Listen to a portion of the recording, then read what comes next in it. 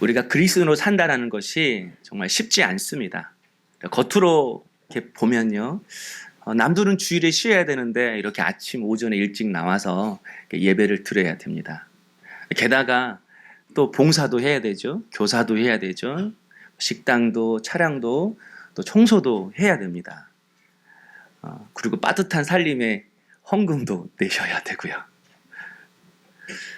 근데 세상에서 사는 것은 더 어려운 것 같아요. 왜냐하면 세상 사람들은 우리 그리스도인에게 많은 것을 요구합니다. 더 높은 도덕적 기준을 요구하는 것이죠. 그래서 은근히 우리 그리스도인의 마음속에 죄책감이 있습니다. 내가 잘 살아야 되는데, 내가 좀 더 양보해야 되는데, 내가 말씀대로 살아야 되는데, 세상 속에서 내가 그리스도인이다 이렇게 커밍아웃을 하지 않더라도 그리스도인이라면 누구나 이 마음속에 한켠에 내가 예수님의 제자로서, 예수님의 따르는 종으로서 내가 말씀대로 살아야 되는데 그렇지 살지 못하는 그런 부담감이 우리 안에 있어요. 그래서 그리스도인을 산다는 것이 참 쉽지가 않습니다. 제가 저번 주 주일 저녁에 이제 다 씻고 제가 유정이를 불렀어요. 그래서 유정이한테 제가 한마디 했어요. 유정아, 주일 아침 중고등부 예배 시간에 시간 좀 딱 맞춰서 오지 말고 좀 일찍 오면 안 되겠니? 너 목사 딸이잖아. 그래도 다른 언니 오빠들한테 좀 모범을 보여야지. 그랬더니 유정이가 안 그래도 좀 집에서 교회까지 오는 거리가 멀어서 힘든데 그렇게 하지 못하겠다라는 거예요. 그래서 그러면 좀 아침에 일찍 일어나서 좀 빨리 준비하면 되잖아. 조금만 빨리 일어나서. 너 목사 딸이잖아. 목사 딸이잖아. 그랬더니 유정이가 저한테 한마디 하더라고요. 나 그러면 집 앞에 가까운 올강교회 나갈래. 그래서 제가 아무 말 못했습니다. 제발 저한테 여러분 그러지 마세요. 여러분 교회 안 나가겠다. 나 이러면 안 하겠다. 전 집에서도 그런 말 듣습니다. 목사의 딸로 사는 것은 더 어렵고요. 목사로 사는 것은 더 어렵습니다. 신협 제가 그 예금을 이렇게 하러 갔는데요. 그 여직원이 그래요. 목사님도 화를 내세요? 이 화정 지역 근처에서는 화도 못 냅니다. 혹시라도 만날까봐. 그러므로도 여러분 예수님께서는 우리에게 빛이라고 말씀하시면서 빛을 비추는 삶을 살라고 하십니다. 16절에 보면요. 이같이 너희 빛이 사람 앞에 비치게 하여 그들로 너희 착한 행실을 보고 하늘에 계신 너희 아버지께 영광을 돌리게 하라. 우리에게 착한 행실을 하면서 살라라는 것입니다. 빛을 비치는 삶이 착한 행실을 행하며 사는 삶이래요. 우리가 착한 행실을 행할 때에 그러면 세상 사람들이 우리를 보고 하나님께 영광 돌린다는 겁니다. 하나님을 믿는다라는 거죠. 빛을 비치는 삶이 착한 행실인데 그러면 이 본문에서 말씀하는 주님이 말씀하시는 착한 행실이 무엇일까? 우리가 흔히 이 단어를 읽으면 어떤 생각이 들죠? 착한 행동, 좋은 행동, 남을 도와주고 손해보고 양보하고 그런 착한 행동을 우리가 떠오릅니다. 그런데 여러분 주님이 말씀하신 이 착한 행실이 단지 윤리적이고 정의로운 행동만을 말할까요? 그 16절을 다시 보면 그 의미를 알 수 있습니다. 여기서 이 착한 행실이라고 할 때에 이 착하다라는 이 단어가 헬라어로 칼로스인데 착하다, 선하다, 좋다 이런 의미로 쓰입니다. 그러니까 착한 행동, 좋은 행동, 선한 행동을 해야 된다라는 거예요. 그런데 이 칼로스가 착하다, 좋다 그런 뜻인데 이 칼로스의 용례로 이 단어가 이 뜻이 많이 쓰인 성경이 있습니다. 창세기 1장에 보면 이 칼로스의 의미와 똑같은 단어가 나옵니다. 그 단어가 뭐냐면 바로 좋았더라라는 이 단어예요. 하나님이 이 땅을 만드시고 나서 하루가 끝나면 하나님이 뭐라고 말씀하셨죠? 하나님이 보시기에 좋았더라. 뭐라고요? 보시기에 좋았더라. 이렇게 말씀하셨어요. 하나님 보시기에 좋았더라. 그러니까 여러분 오늘 본문에서 말하는 이 착한 행실은 단지 세상 사람들이 말하는 착한 행동, 좋은 행동을 뛰어넘는 거예요. 착한 행실이라는 것은 하나님 보시기에 좋은 행실이 착한 행실인 겁니다. 여러분, 이 개념이 정확하셔야 됩니다. 하나님이 말씀하시는 선은 세상의 기준이 선이 아니라 하나님이 선하다고 하신 것이 선이에요. 그러니까 착한 행실이라는 것은 하나님 보시기에 좋은 행동이 착한 행실이라는 것입니다. 그런데 하나님이 첫째 날부터 다섯째 날까지 이 땅을 만드시고 나서 하나님이 보시기에 좋았더라 이렇게 이야기했는데 여섯째 날 인간을 만드시고 난 이후에는 다르게 말씀하셨어요. 하나님이 보시기에 앞에 형용사가 붙죠. 심히 좋았더라. 심히 좋았더라. 감탄사가 더 붙어 있어요. 그러니까 하나님이 사람을 만드시고 정말로 기뻐하셨어요. 그리고 그 사람을 어디에 두셨어요? 에덴 동산에 두시고 그 에덴 동산을 관리하게 하셨습니다. 대신에 한 가지 아담과 하와에게 명령하신 것이 있었죠. 그게 뭐죠? 동산에 있는 모든 실과는 먹되 선악과만은 먹지 말라라고 하셨어요. 그런데 결론은 어떻게 되었습니까? 결국은 아담과 하와가 선악과를 먹었습니다. 그리고 죄로 인해서 에덴 동산에서 쫓겨났습니다. 여러분, 아담과 하와가 하나님이 그들을 짓고 나서 정말 기뻐하셨는데 그들이 그 하나님의 말씀을 어기고 이 선악과를 먹은 이유가 무엇일까요? 3장 5절에 보면요. 너희가 그것을 먹는 날에는 너희 눈이 밝아져 하나님과 같이 되어 선악을 알 줄 아심이라. 뱀의 유혹을 받았습니다. 뱀의 유혹이 뭐죠? 하나님과 같이 돼요. 하나님과 같이 돼요. 그러니까 저는 이 말씀을 보면서 이제까지 하나님과 같이 되려고 선악과를 먹었다. 하나님을 대적하려고 선악과 먹었다. 하나님이 주인이 아닌 내가 주인 되려고 선악과 먹었다. 이제는 하나님의 뜻이 아니라 내 뜻대로 살아가려고 선악과 먹었다. 이렇게 많이 해석했어요. 그리고 이게 되게 보통 일반적인 해석입니다. 그런데 오늘 말씀을 준비하면서 좀 다른 생각을 좀 했어요. 지금 아담과 하와는 하나님과 나쁜 관계가 아니잖아요. 아담과 하와가 결혼을 했습니다. 그런데 가장 좋은 신혼집을 줬어요. 신혼집이 뭐죠? 에덴 동산을 줬잖아요. 이 에덴이라는 이 동산이라는 이 뜻이 히브리어로 간이라는 단어인데 정원이라는 의미와 더 가깝습니다. 그러니까 여러분, 에덴 동산이 아담과 하와 집의 앞마당인 거예요. 정원인 거예요. 강이 4개나 흘러요. 그 강 중에는 금이 있는 그런 강도 있어요. 그리고 좋은 직장도 주셨어요. 에덴 동산을 관리하는 거예요. CEO죠. 최고 지도자죠. 연봉은 뭐죠? 모든 시가를 먹는 거예요. 마음대로 쓰라는 거예요. 마음대로 쓰라는 거. 그런 아버지 참 좋죠? 게다가 권세도 줬어요. 그래서 모든 생물을 다스리게 했어요. 그래서 여러분, 에덴이라는 이 뜻이 기쁨이라는 뜻인데 그들은 이 에덴이라는 그 이름처럼 그 뜻처럼 정말 기뻐하고 행복한 삶이었어요. 그 전까지 아담과 하와와 하나님과의 그 불편한 관계가 없습니다. 그런데 그들이 선악과를 먹었어요. 정말 하나님과 이런 좋은 관계인데 뱀이 하나님과 같이 된다고 했을 때 정말 이 아담과 하와가 하나님과 같이 되려고 하나님의 뜻이 아닌 내 뜻대로 살려고 하나님이 주인이 아니라 내가 주인 되려고 그 선악과를 먹었을까? 제가 그런 생각을 했습니다. 여러분, 그렇지 않나요?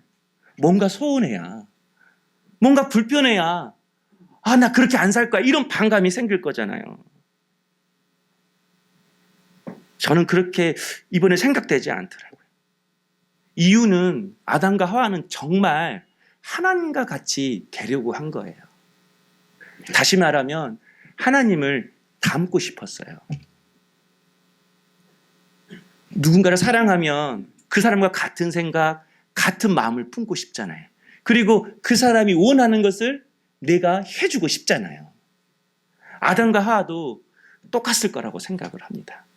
그래서 그들은 하나님과 같이 되려고 하나님과 닮아지려고, 하나님과 같은 생각, 같은 마음을 품으려고 선악과를 먹은 거예요. 그런데 그게 죄가 된 거죠. 이유가 뭘까요?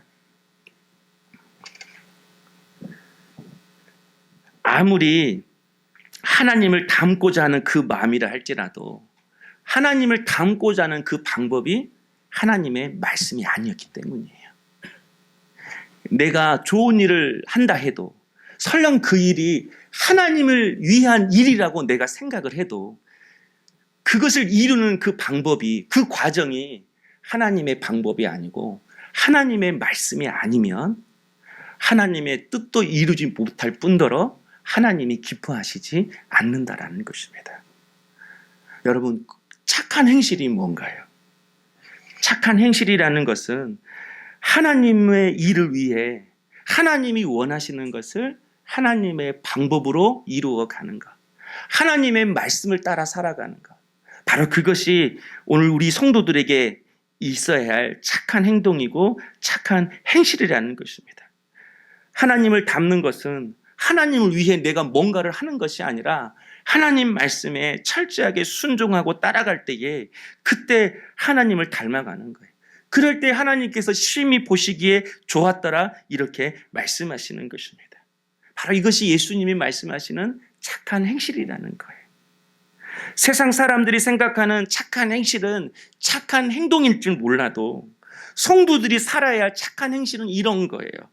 말씀대로 사는 것이 진리이고 어렵고 힘든 상황 속에서도 하나님의 말씀을 붙들고 살아내므로 말씀을 따라 사는 삶이 결국은 진리이고 복된 삶이고 가치 있는 삶임을 세상 사람들에게 보여주는 것이죠. 그럴 때에 세상 사람들이 하나님께 영광을 돌리는 거예요. 여러분이 백날 착하고 정의로운 행동을 해도 그것을 보고 세상 사람들은 하나님을 믿지 않아요. 돌아오지 않아요. 거기는 생명이 없으니까. 진짜 생명은 어디에 있습니까? 말씀 속에 있는 거거든요. 비록 이 상황은 말씀대로 살 수 없는 그런 상황이라 할지라도 내가 말씀을 붙들고 말씀을 따라 예수고 살아갈 때에, 그래서 세상 사람들이 왜 저렇게 미련해, 왜 저렇게 손해보고 살아, 왜 저렇게 힘들게 살아라고 판단할지 몰라도 결국은 그 말씀을 살아내서 그 말씀의 삶이 진정한 복된 삶임을 사람들에게, 세상에게 보여주는 거거든요. 바로 그것이 착한 행실이고 착한 행동인 것입니다. 이번 주 수요일을 시작으로 우리 교육자와 우리 사모님이 함께 이렇게 수예배 끝나고 말씀 묵상 나눔을 했어요. 금요일 가지고 말씀 묵상을 나눴는데 여기 금요일치를 보면 그러니까 신명기에 보면 구약의 율법에 대해서 나왔어요. 먹어야 될 것, 먹어야 되지 말 것. 부정한 것은 먹지 말아야 되고 정결한 것은 먹어도 돼요. 이걸 이렇게 서로 묵상하면서 이렇게 서로 이렇게 말씀을 나눴는데 별의별 생각이 다 나오더라고요. 새로운 생각도 나오고 새로운 묵상도 나고 새로운 나눔도 나오고. 저는 그거 가지고 그렇게 좀 묵상했거든요. 부정한 것이 있고 정결한 것이 있잖아요. 이렇게 먹지 말아야 될 것과 먹을 것이 있는데 내가 먹지 말아야 할 것이 무엇일까를 생각했어요. 먹지 말아야 할 것. 그런데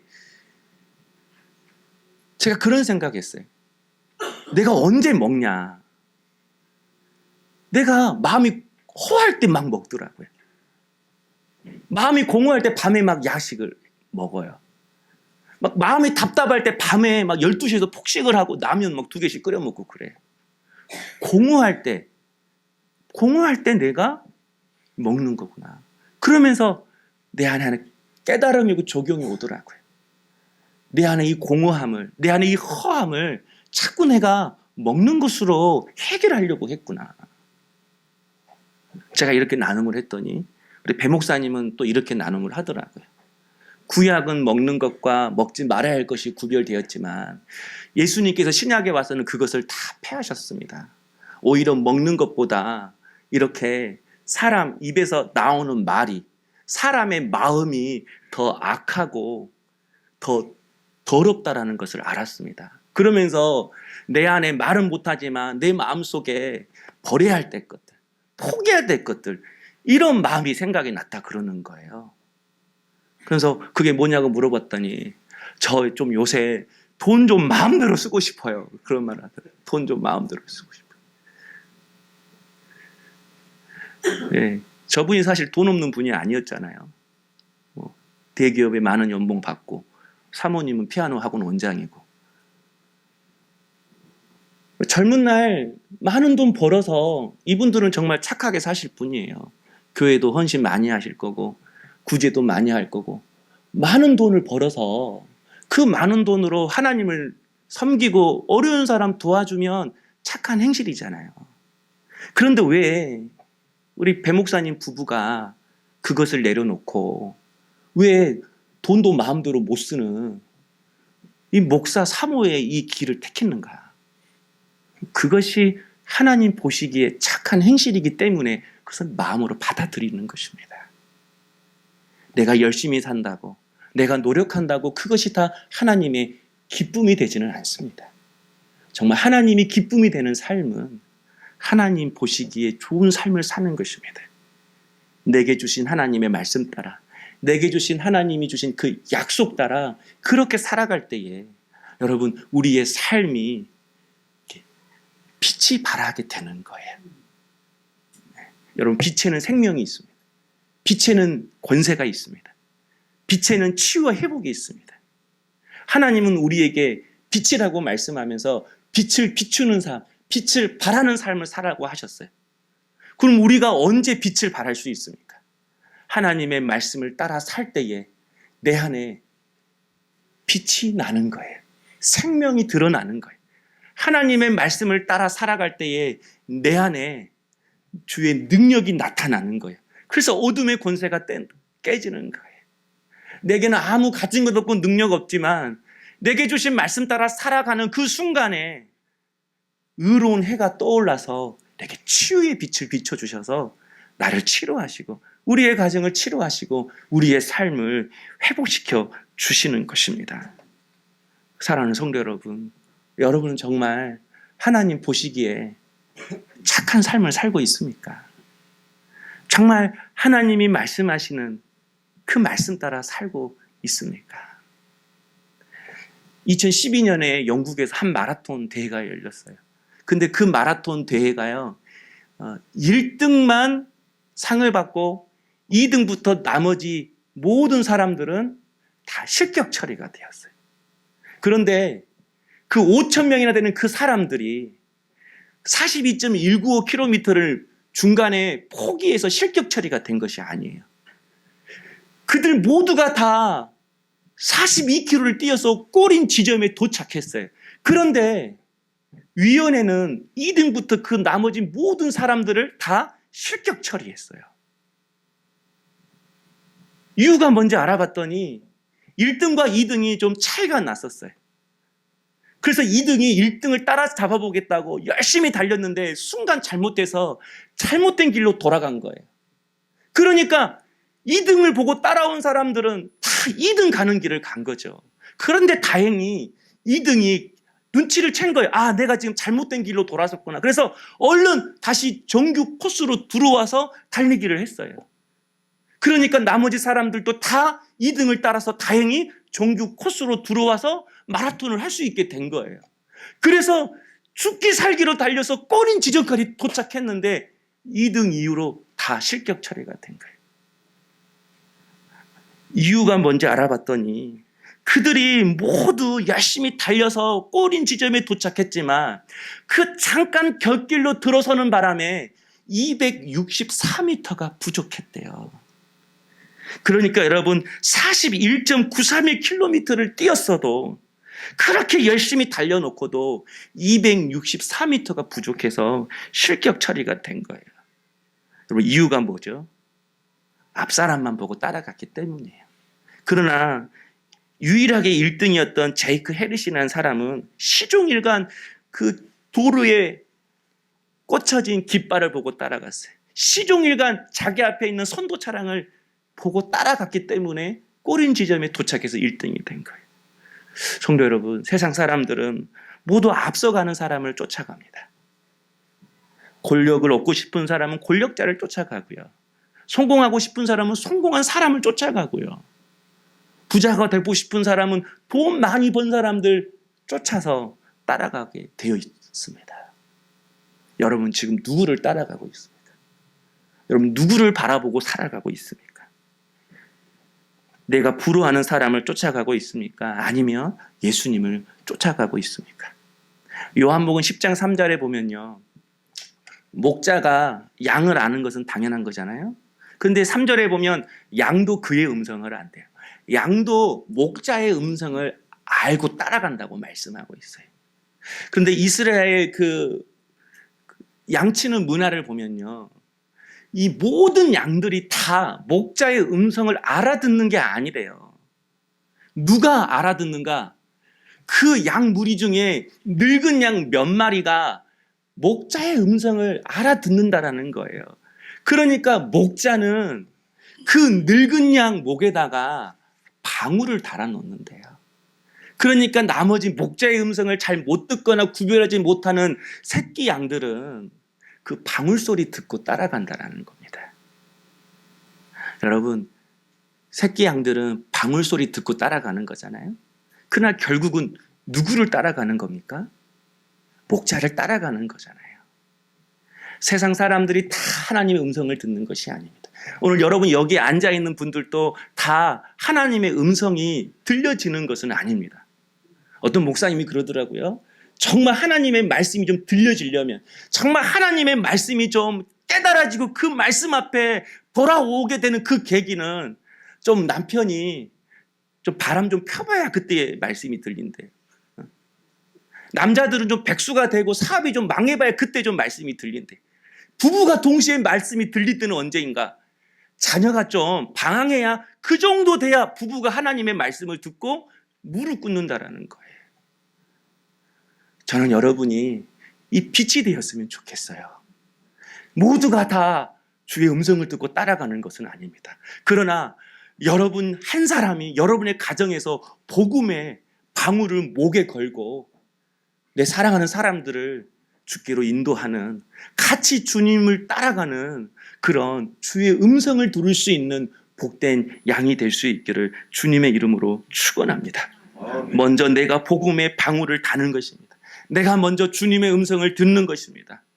그리고 그 길을 따라가면서 딸랑딸랑 이것이 주님의 길이고, 이것이 진리의 길이고, 이것이 생명의 길이고, 이것이 복된 길임을 보여주는 것입니다. 그럴 때 가장 복된 삶이, 가장 행복한 삶이 우리 가운데 주어질 줄로 믿습니다.